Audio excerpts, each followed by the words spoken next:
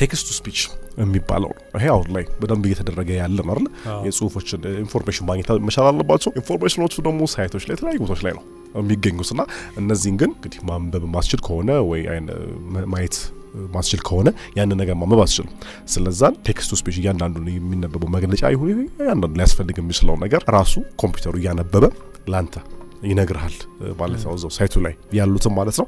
እንዲጨንቅህም ደግሞ አይፈልግም። ይሄ ሮቦቲክ ሳውንዶች ጨንቅ የሚችል እንደሱ ሳይሆን ከትክክለኛ የሰው አይነት ሊመስል በሚችል በኤአይ ይሰራና በስነ ስርዓት ወይ እንደ ዊሊያም አይት እንዳንተ አነባበል እሱ ሊያነብ ይችላል ወይ እንደኔ ወይ እንደ አንዲት ልጅ ልታነብድ በምትችለው መንገድ ያነባል ማለት ነው። ከዛው ውጪ ላይቭ ትራንስሌሽንም ይኖራል። ሙሉ ለሙሉ ቃላትን እየቀየረ አረፍተ ነገሩ እየቀየረ ለምሳሌ እንግሊዘኛ ነው ወደ አማርኛ ወደ ኦሮምኛ ትግርኛ መቀየር ሊያስፈልግ ይችላል።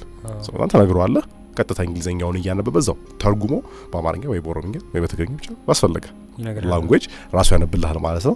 ኢንፎርምድ ትሆናለህ፣ የማወቅ እድል ያጋጥመሃል ማለት ነው። ብዙ ዌብሳይቶች አሉ ይሄንን እየሰሩ ያሉ ማለት ነው። ኢትዮፒካሊ